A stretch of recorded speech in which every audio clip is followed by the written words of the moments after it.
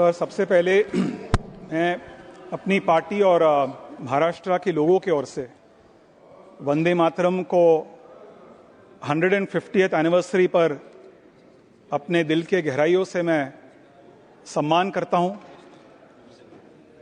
इसके साथ साथ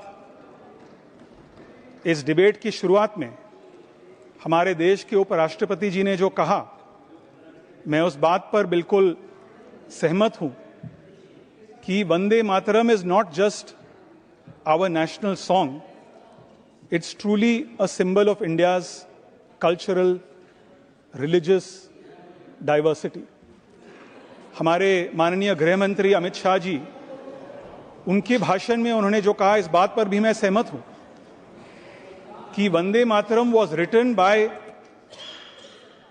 अ Bengali Bankim Chandra Chattopadhyay. It was later set to music by Gurudev Rabindranath Tagore. But the impact of this song has traveled far beyond West Bengal. Not just to the northeast of India, not just to the south of India, not just to the west of India, but as the Home Minister rightly pointed out, way beyond our borders also. Sir, बहुत से माननीय सांसदों ने अपने अपने राज्यों का contribution के बारे में सदन को एक प्रकार से उन्होंने जागरूकता फैलाने की कोशिश की। महाराष्ट्र का जो कंट्रीब्यूशन था, उसका मैं कुछ उदाहरण सदन के सामने में रखना चाहता हूं, क्योंकि मुझे ये बताते हुए गर्व हो रहा है कि महाराष्ट्र ने वंदे मातरम को लिटरेचर से लेकर आम लोगों तक पहुंचाने में बहुत ही महत्वपूर्ण भूमिका निभाई।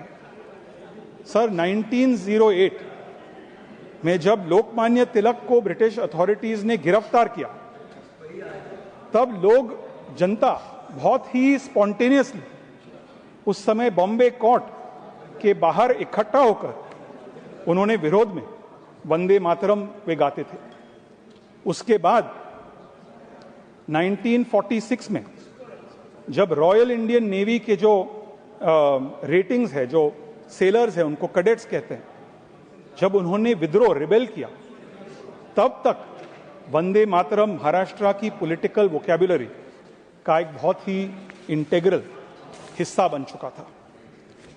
सर, मैं अभी हमारे गजेंद्र जी, जो देश के कल्चरल मंत्री भी है, मैं उनको बता रहा था कि मैं पॉलिटिक्स और पॉलिटिशियन होने के साथ साथ एक म्यूजिशियन भी हूं, and it's important to talk about the music behind Vande Mataram. I don't think anyone in this house has spoken about that. Sir, गुरुदेव टैगोर ने जो बंकिम चंद्र चट्टोपाध्याय का जो पोयम को म्यूजिक में सेट किया, उन्होंने राग देश में वंदे मातरम को राग देश में आधारित है। और राग देश का बैकग्राउंड क्या है?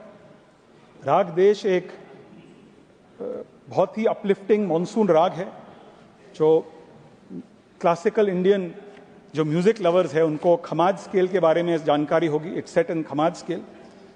और इस राग का जो पेट्रियोटिक कैरेक्टर है, इस पेट्रियोटिक कैरेक्टर बहुत ही महत्वपूर्ण है। और ऐसे बहुत सारे पेट्रियोटिक सॉन्ग्स जो राग देश में सेट हुए, बजे सरगम हर तरफ से, जो बहुत सारे कलाकारों ने इस सॉन्ग को अपने अपने रेंडिशंस में उन्हें सिंग करने का एक अवसर मिला। इसके साथ साथ सरफरोशी की तमन्ना, AR रहमान से लेकर सोनू निगम तक, उन्होंने भी राग देश में इन गानों को, उनकी जो रेंडिशन है, so the soul of Vande Mataram is the same as the soul of many patriotic songs which have for a long time defined how classical traditions and classical arts have defined through music the cultural political identity of India. Sir, ये बात कई लोगों ने कहा कि केवल दो ही stanzas Vande Mataram के लोग जानते हैं। इसके बहुत सारे कारण हैं, and this is unfortunate because with all Vande Mataram's literary depth, it's unfortunate that the entire Vande Mataram is only heard during commemorative, sometimes government events. And एक पीढ़ी के लिए वंदे मातरम पहली बार 1952 में, जो हमारे महाराष्ट्र के बहुत सारे यहाँ लोग हैं, जो हम महाराष्ट्र देश की जो हमारी रत्न है लता मंगेशकर जी की जो वर्जन थी, उनके वॉइस के माध्यम से सुना गया था। और काफी लोगों के लिए उसके बाद 1997 में वंदे मातरम का पहला परिचय AR रहमान की वर्जन से हो, जो कि एक तमिल म्यूजिशियन जिन्होंने क्लासिकल रूट्स को कॉन्टेम्पररी साउंड के साथ मिक्स किया।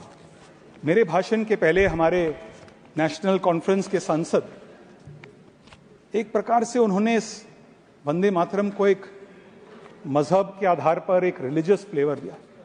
मैं एक बात कहना चाहता हूं कि as I said, to introduce new and new generations to the power, the political, the cultural, the national identity behind Vande Mataram. Different people have played a role, from Lata Mangeshkar to AR Rahman. But today I would like to tell the member from the National Conference that AR Rahman's version was a rendition by a proud Indian who also happens to be a Muslim.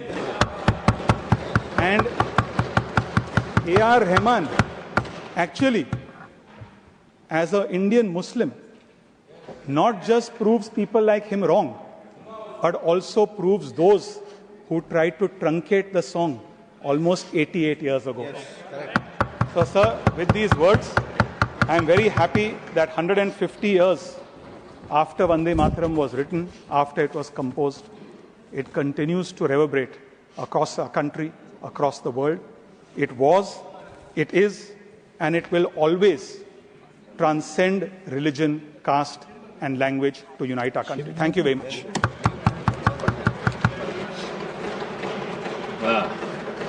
धन्यवाद मिलिंद जी। Honorable members has decided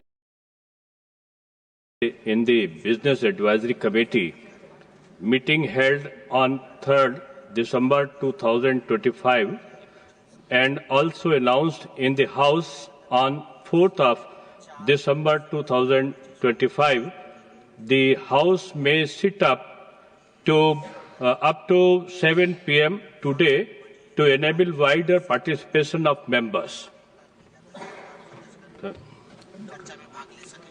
Next,